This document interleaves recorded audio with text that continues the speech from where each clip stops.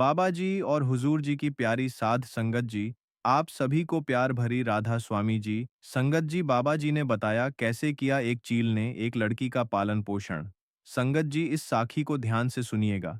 यह साखी प्रेरणादायक साखी है। बाबा जी फरमाते हैं, एक राज्य में एक धनवान कुम्हार रहता था। उसके पास ढेर सारी संपत्ति थी, पर उनकी देखभाल करने के लिए एक भी बेटा नहीं था। उसकी पत्नी बार बार बेटी को जन्म देती थी, जिससे वह तंग आ चुका था। उस जमाने में बेटे और बेटी में फर्क किया जाता था। परिवार में बेटों की अहमियत ज्यादा थी। इस बार भी कुम्हार की पत्नी मां बनने वाली थी। बच्चे के जन्म का समय करीब आने पर पत्नी जब रिवाज के अनुसार मायके जाने लगी तो पति ने कहा, इस बार भी अगर बेटी लेकर आई तो मैं तुझे मुड़ाई व्यापारी को बेच दूंगा। पति की बात सुनकर पत्नी डर गई। भाग्य के फेर, देखो, इस बार एक सुंदर कन्या का ही जन्म हुआ।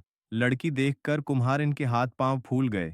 किसी को कुछ खबर होने से पहले ही उसने दिल पर पत्थर रखकर उस नवजात शिशु को एक बर्तन में डालकर ढक्कन लगा दिया और नदी में बहा दिया। बर्तन पानी के लहरों में हिलोरे खाता हुआ बह चला। एक धोबी नदी में कपड़े धो रहा था। उसने पानी की मझधार में बहकर आते हुए एक बर्तन को देखा। धोबी तैरता हुआ बर्तन के पास गया। अंदर देखने की उत्सुकता से उसने बर्तन का ढक्कन खोल दिया। अंदर सोई एक नवजात बच्ची को देखकर उसकी आंखें खुली की खुली रह गईं। वह जब बर्तन को हाथ से घसीटते हुए नदी के किनारे की ओर लौट रहा था, अचानक आसमान में उड़ती मादा चील उस पर झपटी और बच्ची को झट से उठाकर उड़ चली। धोबी देखता रह गया। चील बच्ची को पीपल के पेड़ के ऊपर बने अपने घोंसले पर ले गई। उस सुंदर छोटी बच्ची को देखकर चील की ममता जाग उठी। वह उसे खा ना सकी। उसने उसे अपनी बेटी की तरह पाल पोस कर बड़ी करने का निश्चय किया। अब रोज जहां भी अच्छी खाने की चीज देखती है, चील उसे झपट कर ले आती है और बेटी को खिलाती है। चील की बेटी धीरे धीरे बड़ी होने लगी। किसी के घर में जब लोग अच्छे कपड़े धोकर धूप में सुखाने के लिए बाहर डाल देते, चील उसे उठाकर ले आती और बेटी को पहना दे। एक दिन राजा की बेटी जब नदी में नहाने गई तो उसने अपने गहने उतारकर किनारे पर रख दिए। चील मौका देखकर उन्हें भी उठा लाई और बेटी को पहनने के लिए दे दिया। इस तरह कंघी, सिंदूर, आईना, सुगंधित तेल का डिब्बा आदि लड़की के सामान जहां मिलते वह उठाकर ले आती और अपनी बेटी को देती। धीरे धीरे पीपल के पेड़ पर ही चील की बेटी बड़ी होने लगी और एक खूबसूरत युवती बन गई। चील को उसकी चिंता होने लगी। चील ने एक दिन अपनी बेटी से कहा, तू अब बड़ी हो गई है, मैं तुझे छोड़कर रोज दूर चली जाती हूँ। तुझे कोई नुकसान पहुंचाए, यह चिंता मुझे खाए जाती है। मुझे हर पल डर लगा रहता है।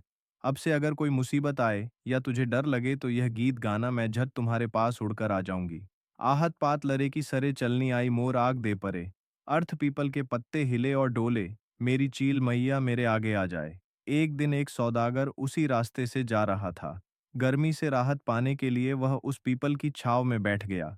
अचानक एक लंबा बाल उसके हाथ में आ गिरा।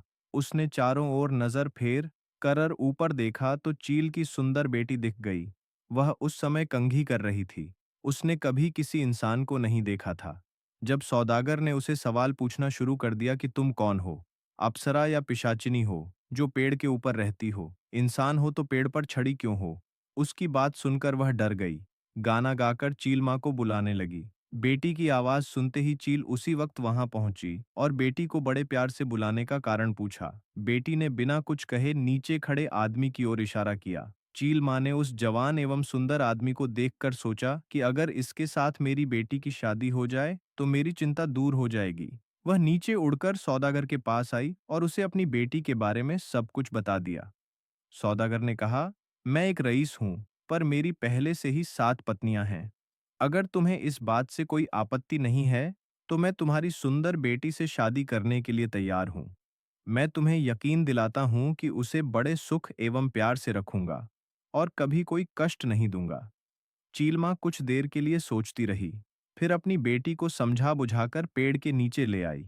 उसने अपनी बेटी का हाथ सौदागर के हाथों में सौंप दिया। उसने मां से बिछड़ने के गम में रोती बिलखती हुई बेटी से कहा, जब भी तुझे मेरी जरूरत होगी वह गाना गाकर मुझे बुलाना, मैं उसी वक्त हाजिर हो जाऊंगी।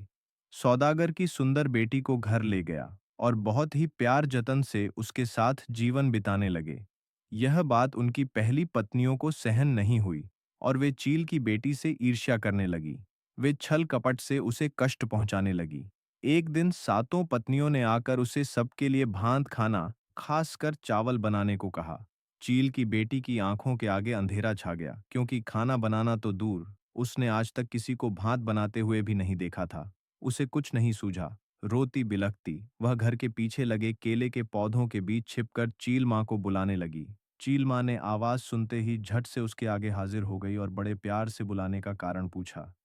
बेटी ने कहा, माँ, मेरी 7 सोतों ने मिलकर मुझे अकेले ही सबके लिए भात बनाने को कहा है, लेकिन मुझे तो कुछ नहीं मालूम। अगर मैंने नहीं बनाया, तो वे मेरे पति के आगे मेरी चुगली करके मुझे नुकसान पहुंचाएगी। चील माँ ने कहा, बेटी तू मत डरना, मैं जैसा बताती हूँ, तू वैसे ही करती जा। एक बर्तन में पानी डालकर उसमें एक चावल डाल देना। दूसरे बर्तन में भी पानी डालकर एक साग यानी पत्तेदार सब्जी का पत्ता डाल देना। दोनों बर्तनों पर ढक्कन लगाकर नीचे एक एक लकड़ी देकर तू घर से बाहर आकर थोड़ी देर बैठी रहना, देखना दोनों बर्तनों में अक्षय भात और सब्जी तैयार मिलेगी।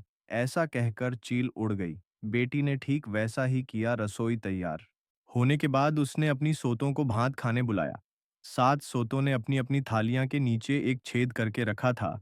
जैसे ही वह भात और अनजा सब्जियों का रस परोस द छेद से सारा रस बह जाता। दोबारा कहती, भात खत्म हो गया है और लाओ। अक्षय बर्तन से खाना परोसने के कारण खत्म नहीं हो रहा था। अंत में 7 सौत हारकर शर्म से उठकर चली गई। एक दिन 7 सौतों ने मिलकर चील की बेटी को घाली गाय को रखने और घर साफ करने को कहा। उसे कहाँ साफ सफाई की आदत थी। उसने तो कभी कुछ नहीं किया। वह घाली में गायों के बीच जाकर रोती हुई चील माँ को बुलाने लगी। चील माँ रोज की तरह झट से बेटी के पास पहुंची और बड़े प्यार से बुलाने का कारण पूछा। बेटी ने अपनी परेशानी बताई। चील माँ बोली, तू झाड़ू की एक लाठी लेकर गोहाली के इस छोर से दूसरी छोर तक फेरती जा। देखना पूरा गोहाली साफ हो उठेगा। यह कहकर चील माँ उड़ चली। माँ के कहे अनुसार बेटी ने काम किया और देखा कि गोहाली एकदम चमक उठा है। सौदागर चील की बेटी के कामकाज को देखकर और प्रसन्न हुआ और ज्यादा प्यार करने लगा। 7 पत्नियां कपास को धोकर सूत निकालकर तांत में कपड़े बुनने लगी।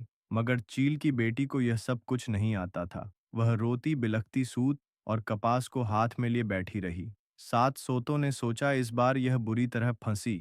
कपड़ा ना दे पाने पर सौदागर इसे क्या करेगा, पता नहीं, और मन ही मन खुश होने लगी। उधर बेहू के दिन करीब आने लगे। चील की बेटी घर के पीछे केले के बगीचे में छिपकर माँ को बुलाने लगी। इस बार भी चील माँ ने उपाय दिया। कहा, तू चिंता मत कर, जब तक मैं जीवित हूं तुझे कुछ नहीं होने दूंगी। तू 4 बांस के छुंग लंबे टुकड़े ले आ और सब में थोड़े कपास भरकर उनका मुंह बंद कर देना। बेहू के दिन जब तेरा पति तुझसे कपड़ा मांगेगा, तब उन्हें यह चुंगे दे देना। कहकर चील माँ उड़ चली।